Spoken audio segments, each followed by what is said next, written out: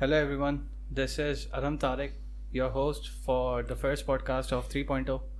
And if you are a member of the Blockship Club, then you might have seen that we have started this new podcast series where we will be discussing the technical and non-technical business perspectives in the Web3 space. So along with me today for my first episode, we have Shakeib from Exord. He's the CTO of Exord and as well head of research as well. So hello Shakeib. Hello Arham. Thank you for having me, Arham. No problem. So, how are you and how are things at Exord? I'm good. So, just for the knowledge of the audience, we both work at Exord, and even Arham is like asking me how's the thing I like an Exord. But right now, everyone knows that I'm the host for the podcast, right? Okay. So we are like playing that way. Yeah. Okay. That's the rule of the game. So, for the first topic, as you, the audience, know that the first topic is NFTs on a yacht. So Shakeib, let's just start right away. So my first question would be like, that's a very basic question, and what everybody needs to know is what are basically NFTs? What's the full form of NFTs? Why do they exist? Okay. So before diving deep into like the world and technicalities of NFT, we should take a moment and understand like the concept of assets in like the tangible world. So we have like currencies and fiat money where by which like we can do transactions and we can like purchase and buy things, and like it's the medium of transaction between like two parties. So other than that, there exists like group of people who like loves to collect things. They are the people like who sees value in things differently, in the form of arts and in the form of like statues and other things. So since the inception of like I would say internet, it is like been a human curiosity to like convert all the tangible things of the world into like in a digital manner. So we are like working on this like since like decades. You can see like the papers of Nick Sabzo on like smart contracts and Turing complete machines and like Hashcash and B money. And so the inception of Bitcoin was basically the realization of that idea. So once the cryptocurrencies were like being digitized by the blockchain and in a decentralized manner, like where no one is like holding and controlling your currencies, so it was like inevitable like people bring the art and other form of valuables to digital world as well. So NFTs are those assets. So if I like explain NFTs and what's the full form, so it's very simple, non-fungible tokens. And for those who love to deep dive on a technicality, so it's like ERC 721 standard, and what it does is that each token or each asset is a unique asset, and it holds the like metadata or the URI of the NFTs and the real. So like not all the time, but in most of the cases, the digital art or the picture is like stored somewhere else on centralized or decentralized servers, and that the proof of that picture is stored alongside with the token ID on the smart contract. This is basically NFT in a nutshell. So what people can do, people can like generate art and like deploy smart contracts on Ethereum, and after that they can like post the NFT, or like they can put up to sale on OpenSea and any other decentralized markets as well. Like right now, at first only OpenSea was like the giant, but right now Rarible and LooksRare is a very new project which has like taken a lot of like spotlight from OpenSea in recent days because of the token launch as well. So they are like a lot of marketplaces where you can sell and buy NFTs. The first you said that the point that I really like was that the humankind is wanting to digitize everything that they have seen from the start, right? So that is what my second step would be, that the human mindset behind making such art into NFTs or such things into their personalities. Because from what I see, from what people are saying, that the BAYC, the Bored Ape Yacht. So the people that own these Bored Apes, they usually look for something that connects to them. Like there's one person who has a Bored Ape with VR. So why is that? Because he likes to be in that world, digital world, rather than the real world. So how is the humankind accepting that? How can they say that a picture or animal a digital animal could represent what their personality is? Okay, so it's a very like common question. Like I can like right click the picture and save image as. Yeah. And yeah, like I can put it on my like DP and profile picture. So I didn't pay like 83 ether or like $200,000 for a picture. I just like saved and downloaded. Yeah. So what people need to understand that the perception is different when people are like seeing these kind of assets. You can argue with me like you can buy a like copy of Mona Lisa's painting and like put it up on your wall, but it won't be that original picture. So how the originality is being proven? Like it's like from the like carbon dating and other things and other scientific methods. But you can buy a fake copy as well with for like 1,000 or 2,000 rupees or like $10 or $20. But that won't be the original. So the value in these kind of assets is basically the association to a very like specific or a close society, not society, but a close group. I would like not say elite, but a close group would be like the most right way to like describe it. So it's like in the human psychology, like people need acceptance in a society and in a like social group. Like if I'm not if I'm like behaving differently and my friends group are not accepting me, so somehow on the side of my head it would be like I need to change this factor because these people are important for me and I need their acceptance. So that insecurity of human being has always like catalyst has proven a catalyst towards the buying and selling of these assets, which proves to be like a medium of association for the people to this group. So like a FOMO. Like yeah, exactly. Fear of missing out something. Exactly, fear of missing out. We even see these see this FOMO when the market dips and everyone is buying. So even if you are not into the market, you will feel a stress that you are missing out something and you need to do that, even though you are not sure why you want to do that.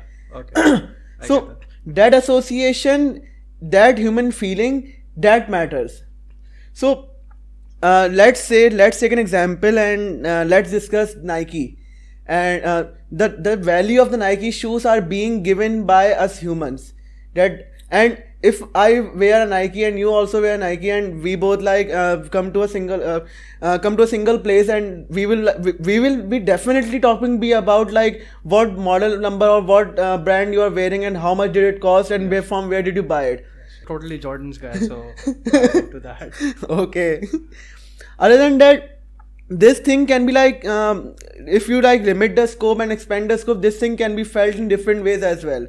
From Nike to your wristwatch to anything you wear. Because the thing is, we don't realize, but majority of the humans communicate to other humans by these assets, by these you can say gadgets, by these things. So what NFT did, what basically BAYC did or CryptoPunks did was you if you have these NFTs, so basically you are a part of a certain group, and if you are a part of a certain group, you are associated with something that not everyone has. So that exclusivity, that's the value that NFT is bringing into the market. There are other kind of values as well, but for now, if we are talking about like BAYC, that's the value it's bringing. The exclusivity, the association, the acceptance of elite society. Justin Bieber has it, Snoop Dogg has it, Serena Williams and her coach has it. So it's like if let's say if you have a BAYC right now and you have bought like 1 year ago, say when it was like I think $200. Okay, it would be a good investment if you have like wish I had that kind of knowledge. So if so after that let's consider an example that you still have that NFT and now suddenly you realize that Justin Bieber also has that NFT. So in your mind, definitely it will be like creating association that what I have, Justin Bieber also has it. Okay, now I get it. Yeah. So like understand the importance of that like digital asset. Okay. Even though you are like continents apart, but you will be like associated because of that single asset. you will be having like private Discord group chats, sahi hai? Group chats and other things as well. So like the association is what matters rather than the asset. So the NFTs, these board apes, are being used as a connection for the people who want to become in an elite society. That's what you say. Okay. Other than that, not only like the association, but there are also like some factors on which the value of NFTs are derived. Basically, NFTs are also given a new form of like art to the world, which is like generative art, or you can say the rise to the digital art in a right manner.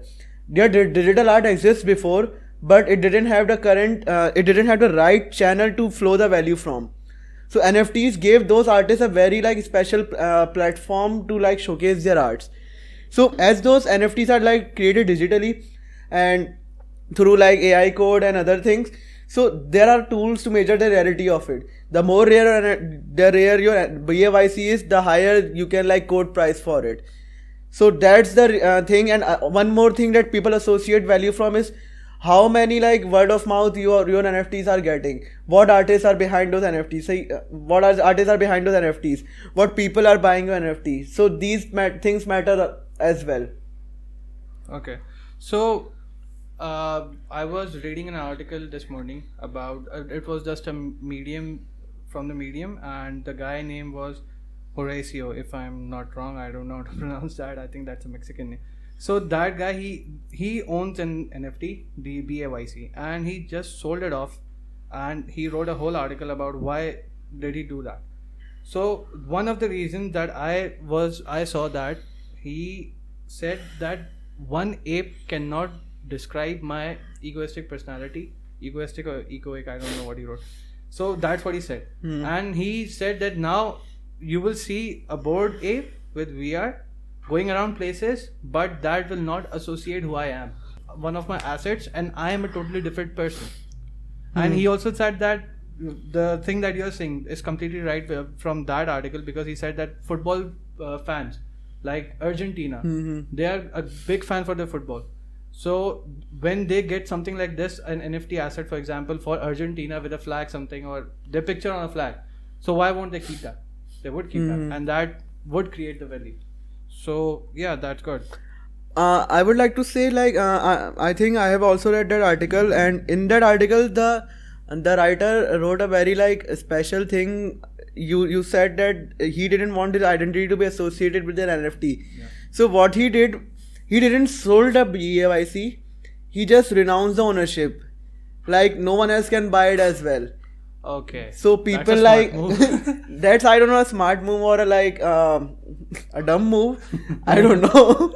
But it's a smart move, because now you can go to the yacht club, you can have the party. But no, he cannot have the party because he has renounced the ownership. It's like no one can buy it. Okay. The zero address has the ownership, but so no one has the privacy of zero address. So that's the thing he has done. Okay, sorry, my bad. Okay. So other than that, I think one more thing we need to understand, like what NFT culture basically did to the anonymity culture, basically which the Reddit and all the others, like all the other platforms like 4chan, 8chan brought. So it basically boosted that culture, and the people who wanted their identity to be anonymous, NFT is their like go-to thing, because they don't want so in blockchain what we see a very like different thing, which is very good, that people doesn't care about your identity, they only care what value you are bringing. Even if you are anonymous and you go to a Discord group and you like say I will do this and thing, this thing, and if you like complete those tasks, so you don't need to give them your email, you can like give them your public address and they will like send you the payment. So in this whole process your identity is not revealed. So those people who wanted to keep their identity private, or you can say become a like cliche and other you can cool guys, like I'm like I'm the guy like with this cool DP and CryptoPunk. Yeah. So that NFT gave that culture a boost. You don't have to like put up your profile picture or you put up your real identity or name. You can use NFT and NFT number as your association. So that's the thing NFT also did. Okay. So another thing that I wanted to highlight, that we talked about how the people, the humankind, thinks about these things and stuff. And the generative art that we see, that PAYC and other stuff, crypto punks, that, like you said, these are arts. These are generative arts. Either you create them from code, or either you create them from a designer, from a person who draws them by hand.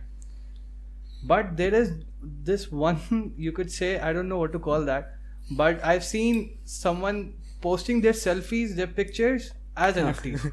One of the projects, Irene Dao. And there's a second Nepali person, I guess. I think that guy used to take a selfie like every day, and suddenly he realized that he could sell them. Those are NFTs. And people bought that. People bought those pictures. People are playing with that pictures, and even the floor price increased to, I think, 3 ETH. Yeah, for Irene Dao, I think it was like 3 and 4 ETH. I even saw it by myself. So why would I buy a picture of a girl when I can just take it from my Instagram or just see her? Why would I? No, you don't see the thing the people are seeing there. Okay, from a girl's perspective, that could be. But what about the Nepali guy? He's just sitting in a chair, staring and saying, "Buy me at 3 ETH and send me your ETH." That's it. So let's first talk about Irene Dao, then come to this Nepali guy.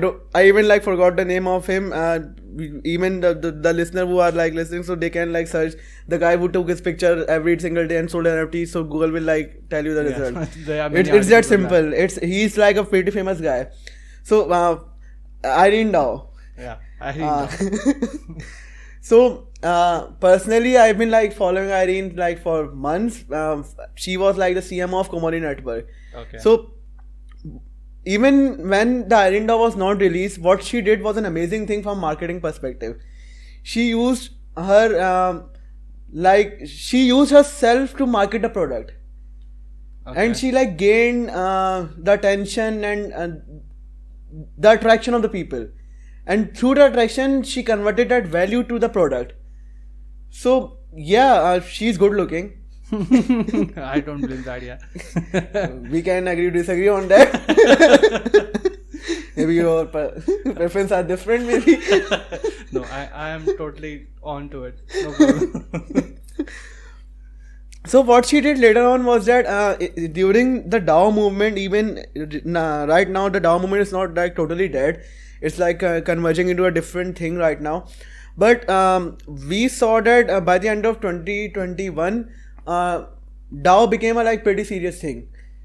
And people like imagine DAO from a very different perspective. Like if we talk about the early days of blockchain, what we saw DAO would be is like a proper governance mechanism where the on-chain voting would happen through like tokens and votes.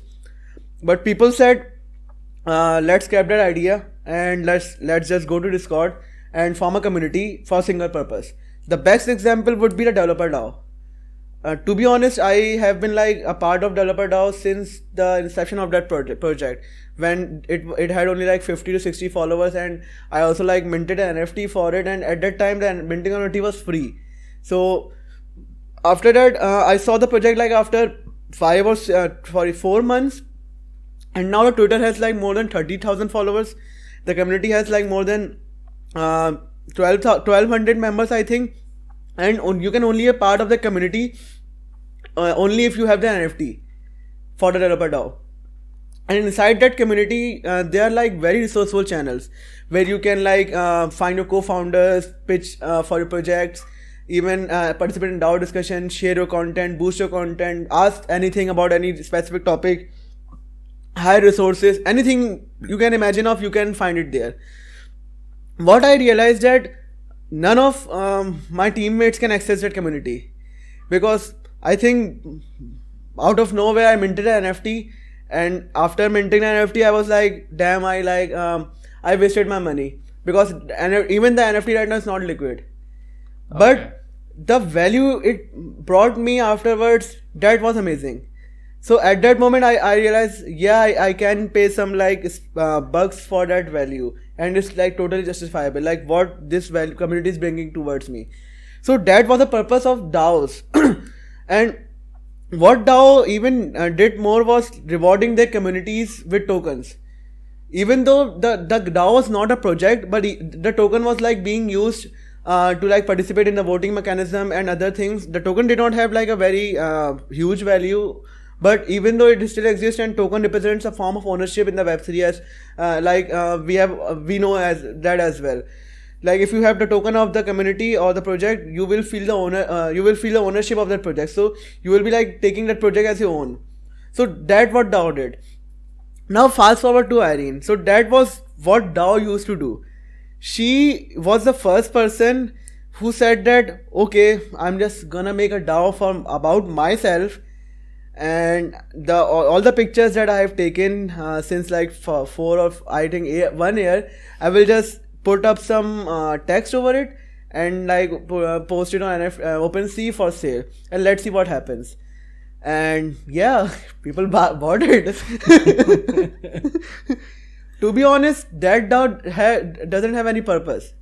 According to me, that DAO doesn't have any purpose. It's just a short-term project to gain some popularity and to gain some like gains for like, it's like cashing in your popularity, to be honest.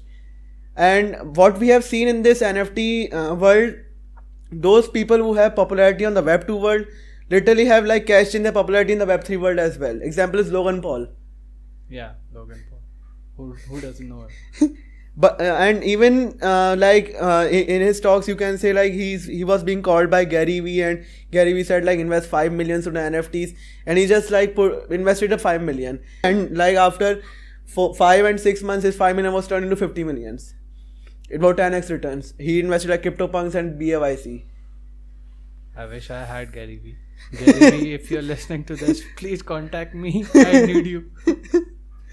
You can find his video. He will interrupt you a lot. Okay, so I got your point. That's nice. So fast forward to something that many of the people would like to know after hearing about Irene, and we didn't talk about the Nepali guy, but we don't remember his name, so just let it go. So what the people would want to know, and even personally I would want to know, even that knowing that Irene posted her pictures and NFTs, if I could do it, I'm also a good looking guy, I think so. It doesn't matter if you're good looking, if people know you, they will like buy you. Okay, so I need to be famous. Okay. Yeah, bro. So how does one person kickstart his own NFT project? Okay, so that's a question that comes in mind comes in the mind of like a lot of people. So that's before diving deep into that question, whenever we see something shiny, our human insecurity kicks in. Okay. You can say insecurity, or you can say like the FOMO, that if other people are doing it and the onboarding cost is like so much less, why am I not doing it? And it's just a mess of stress which causes people to take irrelevant decisions. Like they believe that they can like launch. Sometimes it's a sixer. It's luck. What Irene did was totally luck. So and even a Nepali guy, but it like as it was like short-sighted decision, so it didn't like yield a long-term fruit. After that, whoever did that, it doesn't work. And even now, if I'll do that, so people will know that it's a like very like cheap stunt to like publicize me. So before diving deep into the like market of NFT, the business perspective of NFTs, we need to understand like what are the actors and how the value is being created in this market. This market is not same as the market of ICOs and tokens. With tokens, yeah, you can have like a product in the like backlog, and you can launch the product, and you can like promise that your token will be used in that product and that will generate value. But with NFTs, things are different. Why they are different? Because NFTs are not that much liquid as your tokens are. They don't have market liquidity available. They can only be sold if someone is like agree to buy you on that specific price. And even it has like bid and ask mechanism. So yeah, it's a long process. It's not like you go to Uniswap and sell your NFT for ETH. With tokens you can do that, but with NFTs you cannot do that. So first of all, what happened with the NFT market is that people with a token mindset came into an NFT market. They thought that flipping NFTs would like make them millionaire, because they saw a very specific group of people doing that who marketed themselves well, and they like bought that stuff. So they felt that they can even do it. I'm not saying I'm not like demotivating anyone who is thinking of like launching their own NFT product. It's just that do it with right mindset, not just follow any influencers or follow any market trend. Even if you're following any market trend, you should have like a fact-based decision, like why you're doing this. For NFT project, I think we need to like separate the NFT projects into 3 categories. One is the BAYC or CryptoPunk category. Second is any NFT with, let's say the NFT with a developer DAO or loot project. And third is like NFTs like Fidenza. So let's dive into each category and let's discuss that what are the business centric perspective of these NFTs and how one can like gain advantage and one can launch their projects. So the 3 you said were BAYC, like generative art? Generative arts and PFP culture. Okay, and the second one was like a community a community based or a NFT which has some on-chain or off-chain value behind it. Okay, and the third one was? Third one was Fidenza, the digital art. Okay. So these are the 3 NFT categories. So let's dive into each one of them. The first category, the PFP culture. So as we have already discussed about BAYC in the start of our conversation. So BAYC or these kind of NFTs, PFP NFTs only works with association, only works when they have a scarcity, only works when they have like popular people behind it. Okay. And with these NFTs, you have to bind some kind of off-chain value. What I mean by off-chain value is that if you hold a BAYC, you will be a part of like a yacht club party. If you hold a Adidas NFT, you can burn the NFT and claim your Adidas shoes. That's like burning or using your on-chain asset to gain value on the real world. So that's how the flow works. And the scarcity creates like exclusivity. Let's say we Exod are like working on like top-notch technologies in the R&D center as well. We are working on Ethereum, we are working on zero knowledge, we are working on MEVs, and in the region that we are working, there are very few people that are working here from an R&D perspective. So even what we can do is that we can create exclusivity as well. Like I am just allowing X number of person to work on Ethereum 2.0 pull request.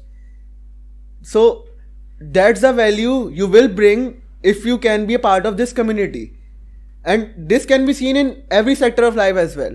Universities, and even like your clubs and even memberships as well.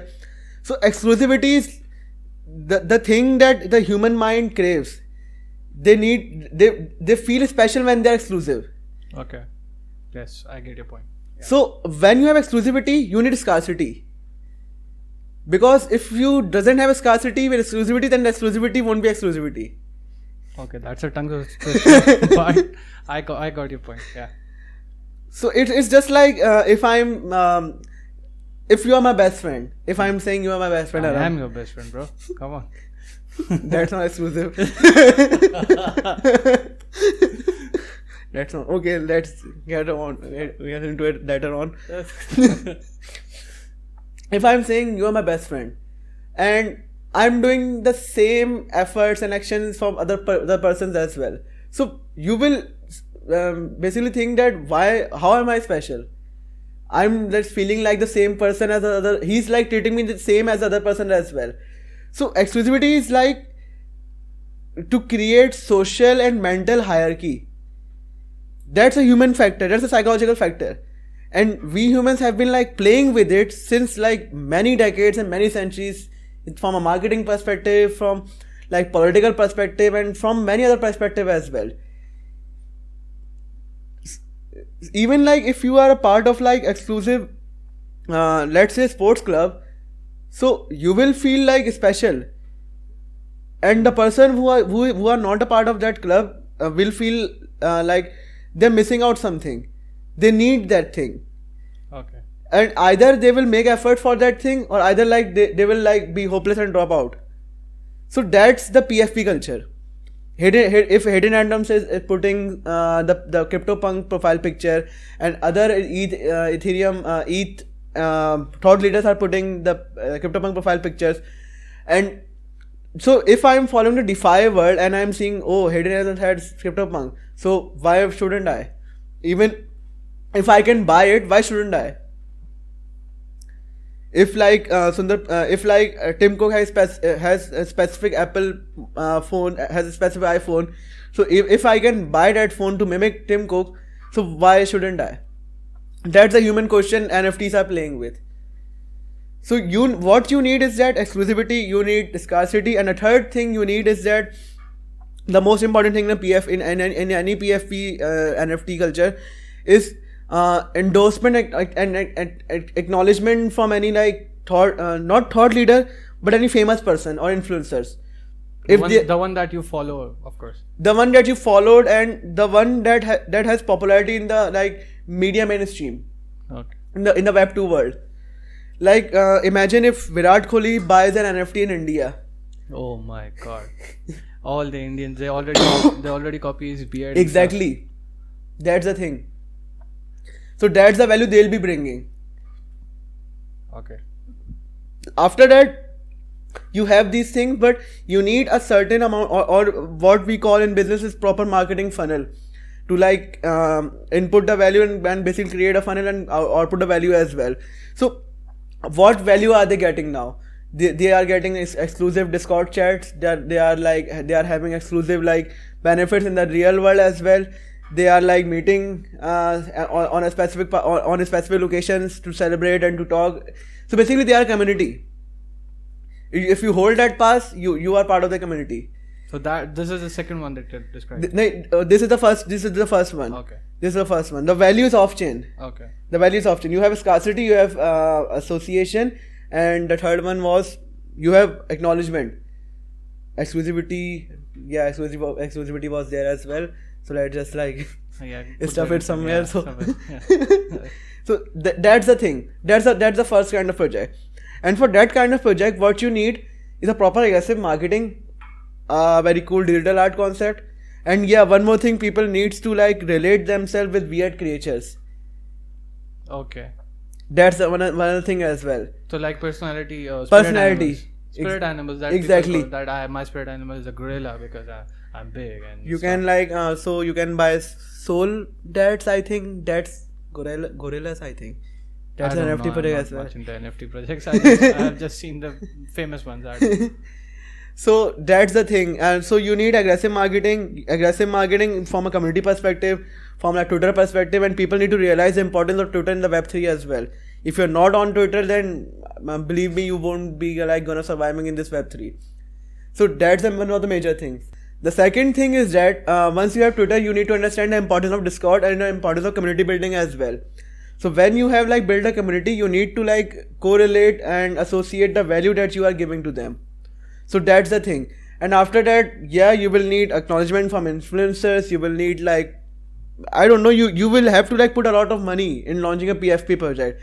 First you have to pay the developers to create the NFT, digital artists as well, concept artists, the marketing person, the content writing person, the website, so and the smart contract deployment. So overall, yeah, it's a like not that much expensive, but it's an expensive for a normal person to like post and to like publish the NFT project. So that's the thing. The second and third, let's dive into third. The second one is like the third one is like the most simpler one. The second one is the example of Fidenza. So Fidenza is a generative art which is like being created by AI. So it's a digital art. It's like a mosaic painting. It's like an art, just an art. Like the antiques. Exactly. Okay. So the only people who are gonna be buying that are the people who can understand that, and the antiques are not that much liquid. So the people who are going to buy that are not expecting immediate liquidity over their asset. So that's like the most, according to me, in my mind, that's the most elite form of NFT you can own if you're like super duper rich. Okay, so the Queen of England just likes a painting, and I have seen people in museums and art galleries that they go to a frame and they're just squiggly lines on a canvas, and they're like, can you see that? That's art. The beauty lies in the... Yes, the beauty lies in the lines, and they're telling stuff that it's this happening, this is happening, and they just want to buy it, and they buy it and they take it home put it on the wall, and they don't even want to sell it. They say because see they it have later. a lot of freaking money. That's what we lack for sure. Yeah. They have a lot of freaking money. That's why they can buy it and like they can forget it over the shelf. So that's like Fidenza. Okay. That doesn't need a lot of marketing. That doesn't need a lot of like attention. That needs a credible artist. Those kind of NFTs requires a credible artist. The credibility of artists will be like will be a catalyst in the selling of these NFTs. The selling and buying of these NFT will not be that much liquid, but yeah, they are like expensive. So diving in the last third category of the NFTs, that kind of NFT is the most like innovative area of NFTs that is arising now. The community ones. The community one or the ones with the real value behind it. Okay. What I mean by real value is you are basically giving value back to the community and to the participant of the ecosystem. You are not like, yeah, you are creating exclusivity, you are creating association, but not in a sense the PFP culture is doing. It's just that I was listening to the podcast of Neville and I think Tim Ferriss. So he said a very like good thing, and that innovation comes after like once the dust is settled, after the chaos of like after the chaos of the arriving of the new technology. So yeah, we are like now coming and onboarding on this era as well. The FOMO, the rush, and like the adrenaline of the NFT projects are now settling, and now the people are thinking, how can we create real value by these NFTs? How can we fractionalize them? How can we like make them use them in loans and pay them as collaterals behind our NFTs? How can we generate yield over them? How can we like make grants and give grants over them? So that's the real world value the NFTs the people are thinking right now. So that's the second kind of NFT. Those NFTs can be PFP culture or any other NFT, but they need a token as well because they have a community. So you can say DeFi 2.0 also lies in this area of innovation, but it's like you are using NFT as a representation of your commitment to the community, and tokens as the ownership of a project. So that's the seesaw. The new projects will be like building over it, and they will be like creating value over it. The people have been doing with DAOs like Developer DAO and Irene DAO. But yeah, people will make more sense in the future as well. Okay. So does the businesses that are running right now, like if I call out the gaming industry of the NFTs, like Axie Infinity, which type do they rely or they lie? I'm sorry. Okay. So yeah, it's a very good question. We completely like forgot the gaming area for the NFTs. So as we have discussed like in the three categories, so I think the gamification lies in the second category.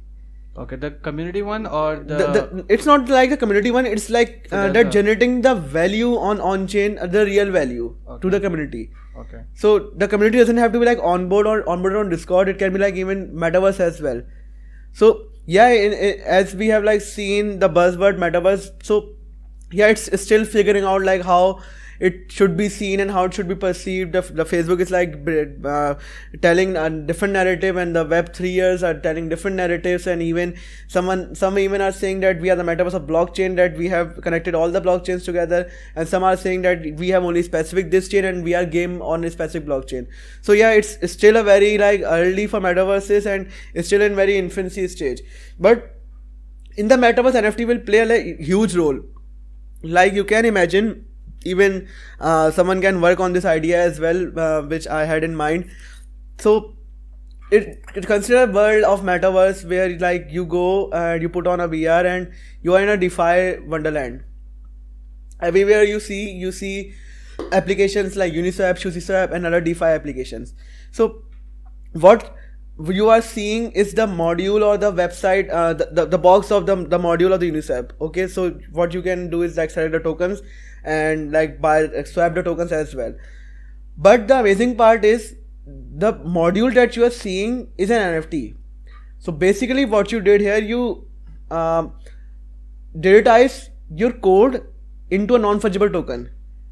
And now Uniswap is now gaining royalties because XYZ game or XYZ metaverse is using their code in their metaverse.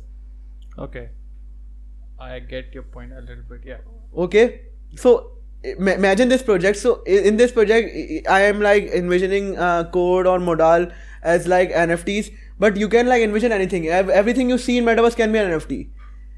So NFTs has a very big role on like in the metaverses, and metaverse also like fueling up the innovation in the blockchain scalabilities as well. Because if you like having hundreds and thousands of NFTs in the metaverse, so how the blockchain scalability gonna handle that? So that's another question that Ethereum and other blockchain workers are working in as well. Okay.